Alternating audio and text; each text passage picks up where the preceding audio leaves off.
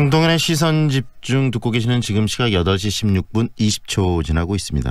우리 사회에서 더 이상 대학교 입시 과정에서 학생부 종합전형은 믿을 수 없다라는 인식이 확산되고 있는데요.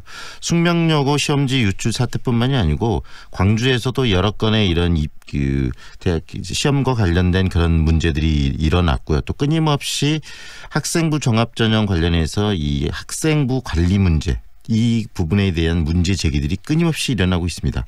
시민단체들도 공동으로 이 개선안을 지금 제의를 했는데요. 크게는 지금의 학생부 종합전형을 좀 유지하되 개선의 길을 선택해야 한다라는 그런 이야기들을 하고 있다고 하는데 구체적으로 한번 들어보겠습니다. 사교육 걱정 없는 세상 구본창 정책총괄국장 연결합니다. 안녕하세요, 국장님. 예, 안녕하십니까. 네, 교육 현장, 특히 고등학교, 대학교 입시를 앞두고 있는 고등학교 교육 현장에서 끊임없이 나타나는 이런 성적과 관련된 비리들 굉장히 문제가 많은데요. 이게 계속 끊기지 않고 끊임없이 일어나는 이유는 어디에 있다고 보십니까?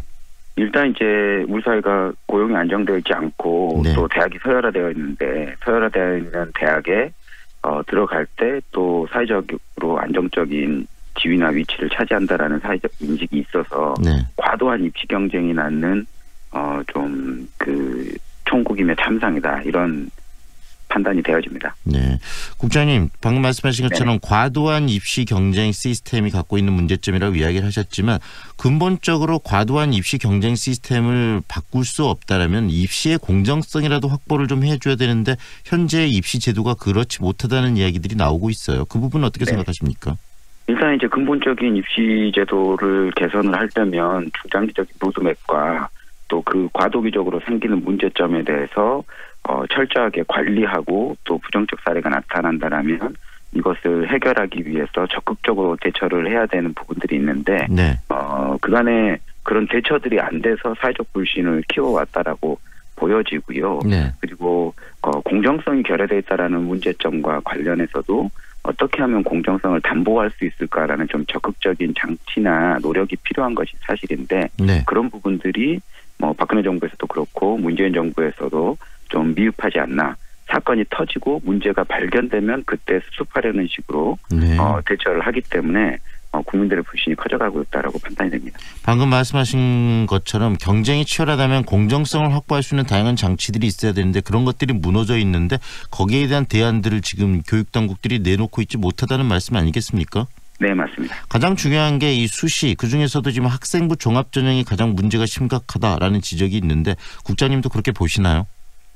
일단은 이제 준비부담과 불공정성이라는 문제점들을 안고 있다라고 보여지고요. 네.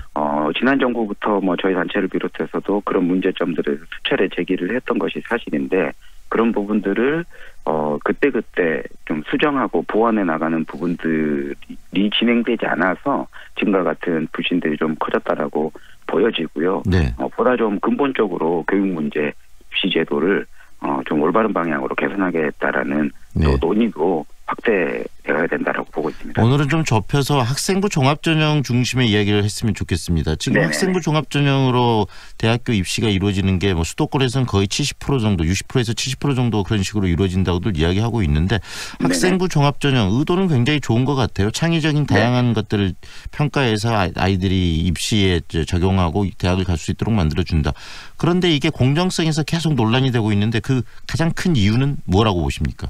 일단은 이제 비교과 활동을 과도하게 많이 반영하다 보니까 예를 들면 교내대 수상 경력이라든지 자격 및 인증이라든지 자율 동아리, 소논문, 독서 활동, 봉사 활동 이런 부분들이 학생 종합전형에서는 반영을 하게 되는데 네. 이게 이런 부분들이 기본적으로 부모의 환경 요소라든지 또 학교별 격차, 교사 간 격차에 따라서 양과 질이 차이가 날 수 있는 상황입니다. 네. 그래서 기본적으로 좀 불공정한 부분들 또 학생들이 이것들을 준비하기 위해서 과도한 준비를 해야 된다라는 문제들이 있기 때문에 이런 요소들을 공정하게 바꾸려면 도저히 공정성 담보가 안 되는 요소들을 과감하게 항목 삭제하는 네. 이런 조치들이 필요한데 좀 그런 조치들이 논의가 지지부진하고 있는 것이 문제인 것 같습니다. 왜 그럴까요? 다시 말하면 학생부 종합전형의 문제점, 방금 국장님께서 지적하신 것처럼 여러 가지 비교과 전형의 문제들,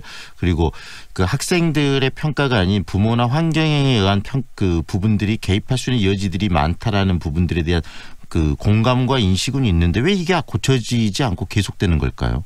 일단은 이제 이런 문제에 대해서 그 문재인 정부도 인식을 하고 대통령 공약으로도 좀 그 불공정한 수시의 문제점에 대해서는 대폭 개선하겠다 이런 공약들을 내놨던 것이 사실이고 네. 이와 관련해서도 방안도 마련되었던 것이 사실입니다. 그래서 사실 뭐 그 실효성을 상당히 담보할 수 있을 것이라고 판단되는 시안은 교육부가 준비하고도 이 부분을 그 시민참여단 100명이 참여하는 정책특례제로 넘기면서 네.